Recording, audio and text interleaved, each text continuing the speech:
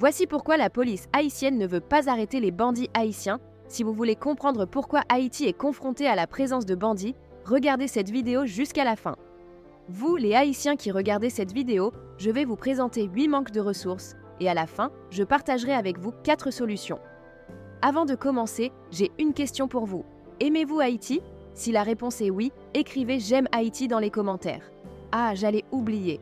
Je demande à tous les Haïtiens qui aiment Haïti de partager cette vidéo afin que d'autres puissent la voir. N'oublie pas de laisser un like sur la vidéo et de t'abonner à la chaîne YouTube pour ne rien manquer.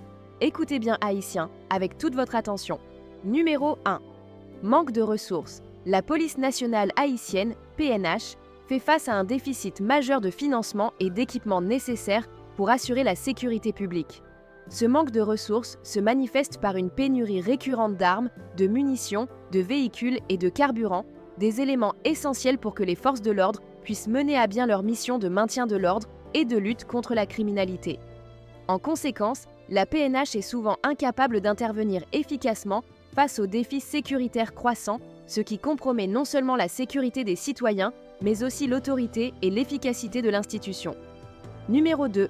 Insuffisance d'effectifs. La police nationale haïtienne, PNH, se trouve confrontée à un problème majeur d'insuffisance d'effectifs, un défi considérable face aux exigences croissantes de sécurité de la population. Le nombre limité de policiers est bien en deçà des besoins réels, rendant difficile, voire impossible, la couverture complète et efficace de l'ensemble du territoire haïtien. Dans de nombreuses régions, notamment dans les zones urbaines et rurales à forte densité démographique, l'absence de présence policière et l'insuffisance de patrouilles font peser une menace constante sur la sécurité des citoyens. De plus, la situation est exacerbée dans certaines zones où les gangs armés ont pris le contrôle total de la région. Ces zones sont souvent inaccessibles en raison de leur éloignement géographique, de la topographie difficile ou encore de l'absence d'infrastructures de transport, ce qui empêche les forces de l'ordre d'y pénétrer efficacement. Les routes impraticables, les collines escarpées et le manque de véhicules adaptés limitent la capacité de la PNH à mener des interventions rapides et ciblées. Cette insuffisance d'effectifs et d'accessibilité a un impact direct sur la capacité de l'État à maintenir l'ordre et à faire respecter la loi, laissant certaines communautés vulnérables et abandonnées face à l'anarchie et à la violence. Dans ces conditions, la PNH est dans une position où elle lutte non seulement contre les gangs et la criminalité, mais aussi contre ses propres limitations structurelles et logistiques. Numéro 3. Corruption et infiltration. La corruption au sein de la police nationale haïtienne, PNH, constitue un obstacle majeur à son bon fonctionnement et compromet profondément la confiance du public envers les forces de l'ordre. De nombreuses allégations de pratiques corruptives circulent, impliquant des membres de la PNH dans des affaires de détournement de fonds, de collusion avec des groupes criminels ou encore de couverture des activités illégales des gangs. Ces accusations nuisent gravement à l'intégrité de l'institution et minent les efforts visant à restaurer la sécurité dans le pays. Les cas d'infiltration au sein de la PNH par des individus aux liens douteux avec des organisations criminelles rendent la lutte contre les gangs encore plus complexe et désorganisée. Des policiers eux-mêmes, parfois corrompus ou intimidés, peuvent fermer les yeux sur les activités illégales des groupes armés ou, dans certains cas, leur fournir une aide directe. Cette situation crée un climat de méfiance et de confusion au sein même des forces de l'ordre, où il devient difficile de distinguer les alliés des ennemis. L'infiltration de ces groupes au cœur même des institutions censées les combattre compromet sérieusement les efforts de la PNH pour lutter contre la criminalité organisée, rendant les interventions inefficaces et parfois contre-productives. En outre, cette corruption et cette infiltration ont des répercussions sur la capacité de l'État à établir l'état de droit. En l'absence d'une PNH réellement indépendante et intègre, les populations se retrouvent souvent exposées à des abus de pouvoir et à l'impunité, alimentant ainsi un cycle de violence et d'instabilité difficile à briser. La confiance entre les citoyens et les autorités se détériore, ce qui rend encore plus difficile toute tentative de restaurer l'ordre et de rétablir la sécurité dans le pays. Numéro 4. Pouvoir des gangs. Les gangs haïtiens représentent une menace grandissante en raison de leur puissance croissante, tant sur le plan militaire qu'organisationnel. Ces groupes criminels sont non seulement bien armés, souvent mieux équipés que les forces de l'ordre, mais ils bénéficient également d'une organisation sophistiquée qui leur permet de maintenir un contrôle ferme sur de vastes zones du territoire. Leur capacité à opérer avec une grande liberté et à exercer une influence de plus en plus grande sur la société haïtienne rend leur démantèlement particulièrement complexe. De nombreux quartiers, notamment dans les grandes agglomérations urbaines, sont complètement sous le contrôle de ces gangs, qui dictent les règles de vie quotidiennes pour les habitants. Ces zones sont devenues des territoires de non-droit, où la police et les autorités peinent à intervenir, voire à pénétrer. L'influence des gangs dépasse largement le domaine de la violence physique, car ils ont également une emprise économique et sociale significative. Ils contrôlent les marchés locaux, imposent des taxes aux commerçants et exercent des pressions sur les travailleurs, rendant difficile toute forme d'autonomie économique dans les quartiers sous leur domination. En outre, les gangs ont su tisser des liens complexes avec des réseaux informels au sein de la société haïtienne, ce qui leur permet de maintenir une base de soutien au sein de certaines communautés locales. Ces liens, qui incluent des complicités à différents niveaux, rendent encore plus difficile l'isolement et la neutralisation de ces groupes. L'influence des gangs dépasse ainsi le simple domaine criminel, car ils sont perçus par certains comme une forme d'autorité parallèle, parfois même plus efficace que l'État lui-même, notamment dans les zones les plus délaissées.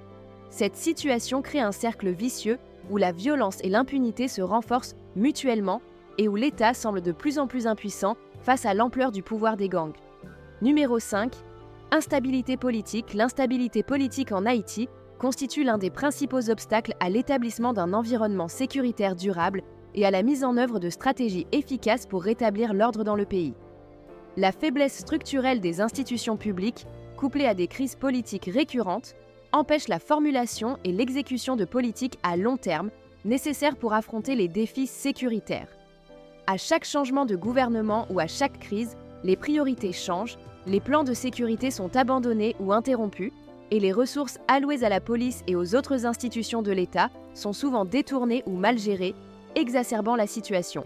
Les luttes de pouvoir interne, la polarisation politique et l'absence de cohésion au sein de l'administration publique plongent le pays dans une paralysie politique qui empêche toute forme de gouvernance efficace. Dans un tel contexte, l'incapacité des dirigeants à prendre des décisions concertées et à maintenir une stabilité institutionnelle favorise la montée de l'impunité, particulièrement pour les criminels et les groupes armés. L'absence de mécanismes de contrôle judiciaire, de réformes institutionnelles et d'une volonté politique forte permet aux criminels de prospérer dans un climat où les lois sont peu appliquées et où les responsables échappent fréquemment à toute forme de sanction. L'instabilité politique renforce également un sentiment général de frustration et de méfiance envers les autorités, ce qui nuit à la collaboration entre la population et les forces de l'ordre. Cette situation crée un terreau fertile pour l'exacerbation des activités criminelles, notamment les violences de gangs, qui prospèrent dans ce vide de pouvoir et d'autorité. En fin de compte, sans une gouvernance stable et un cadre politique capable de soutenir une stratégie de sécurité durable, Haïti risque de continuer à s'enfoncer dans un cycle de violence, d'impunité et de chaos politique. Numéro 6. Appui populaire aux gangs. Dans certaines zones, les gangs bénéficient du soutien de la population en raison du manque de services publics. Ils jouent parfois le rôle de distributeurs de ressources ou d'arbitres locaux, ce qui complique les efforts pour les déloger. Numéro 7. Absence de coopération internationale suffisante. Bien que des partenaires internationaux aient manifesté leur volonté de soutenir Haïti en offrant une assistance technique et logistique, ces efforts restent largement fragmentés et, dans certains cas, mal adaptés aux réalités locales, ce qui limite leur efficacité. Les interventions internationales, bien qu'importantes, sont souvent cloisonnées dans des initiatives ponctuelles et ne bénéficient pas d'une coordination suffisante entre les divers acteurs, ce qui rend difficile une réponse globale et cohérente face à la crise de sécurité que traverse le pays. En outre, ces interventions sont parfois trop éloignées des besoins immédiats des populations et des forces de l'ordre local, manquant de flexibilité pour s'ajuster au contexte spécifique et en constante évolution. De plus, l'absence de stratégie commune et de partenariats renforcés entre les différentes institutions internationales et les autorités haïtiennes génère un manque de synergie. Cela conduit à une duplication des efforts et à une répartition inégale des ressources, ce qui empêche de maximiser l'impact des aides apportées. Par ailleurs, certains programmes de soutien ne tiennent pas toujours compte des dynamiques sociales et politiques locales, ce qui peut rendre leur mise en œuvre moins efficace, voire contre-productive. En conséquence, même si Haïti bénéficie d'une aide internationale, celle-ci ne parvient pas toujours à apporter des solutions durables, exacerbant parfois les défis plutôt que de les résoudre. La coopération internationale, pour être véritablement bénéfique, devrait se concentrer sur des initiatives à long terme, adaptées aux besoins spécifiques du pays et soutenues par une coordination étroite entre tous les acteurs concernés, qu'ils soient locaux ou internationaux. Numéro 8. Justice défaillante. Le système judiciaire haïtien fait face à de graves défaillances qui entravent son efficacité et contribuent à la persistance de l'impunité. Même lorsqu'une arrestation est effectuée par les forces de l'ordre, le processus judiciaire peine à suivre le rythme, ce qui complique considérablement la lutte contre la criminalité. La lenteur extrême des procès, aggravée par un manque chronique de juges et de procureurs, rend difficile la réalisation de jugements dans des délais raisonnables, voire impossibles dans certains cas. Cette lenteur décourage non seulement les victimes de poursuivre leurs plaintes, mais elle permet également aux criminels d'échapper à toute forme de sanction, renforçant ainsi un climat de méfiance et de frustration envers les institutions judiciaires. Le manque de personnel judiciaire qualifié, en particulier dans les zones rurales ou isolées, exacerbe la situation, tandis que la surpopulation carcérale, un problème récurrent, limite la capacité des prisons à réhabiliter les détenus ou à offrir des conditions de détention dignes. Ces conditions surpeuplées entraînent souvent des tensions à l'intérieur des établissements pénitentiaires, renforçant la violence et parfois paradoxalement le recrutement de nouveaux membres pour les gangs. Cette défaillance du système judiciaire, à la fois sur le plan de l'efficacité et de l'accessibilité, compromet l'application de la loi et favorise un cycle d'impunité où les criminels se sentent protégés par l'absence de conséquences tangibles.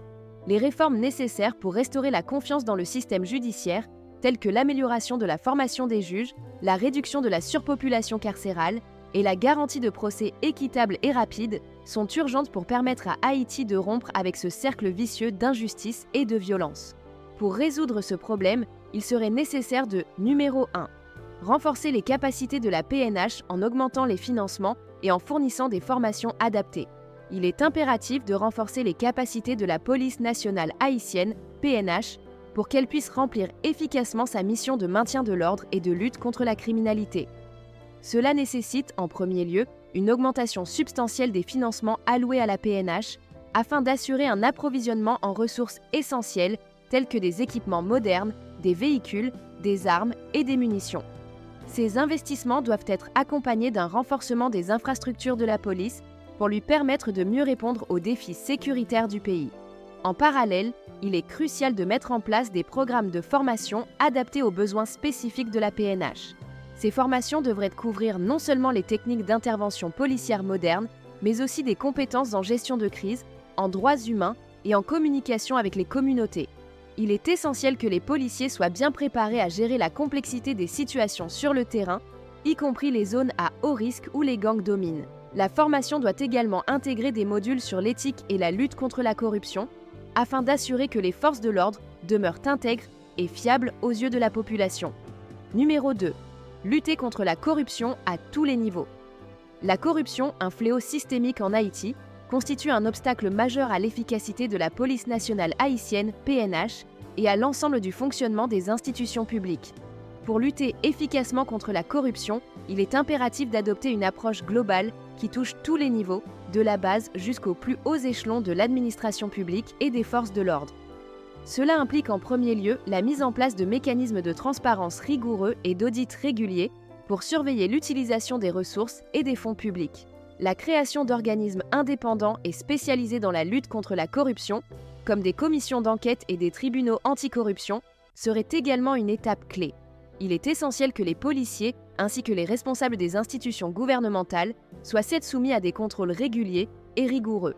En parallèle, des campagnes de sensibilisation sur l'impact de la corruption, tant au niveau des agents de la PNH que de la population, doivent être menées afin de changer les mentalités et de promouvoir des comportements éthiques. Ces actions doivent être complétées par des formations continues qui sensibilisent les fonctionnaires aux conséquences dévastatrices de la corruption et les incitent à adopter des pratiques transparentes et honnêtes. Une approche plus stricte et plus sévère dans l'application de la loi est également nécessaire. Les responsables de la corruption, qu'ils soient de simples policiers ou des figures politiques influentes, doivent être tenus responsables de leurs actes devant la justice.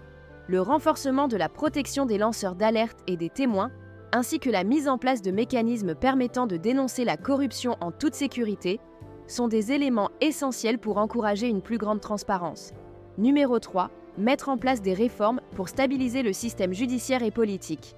Numéro 4.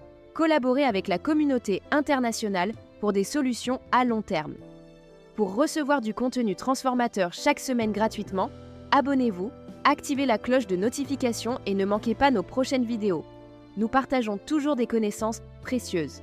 Ne manquez pas la prochaine vidéo et partagez-la avec ceux qui pourraient en bénéficier.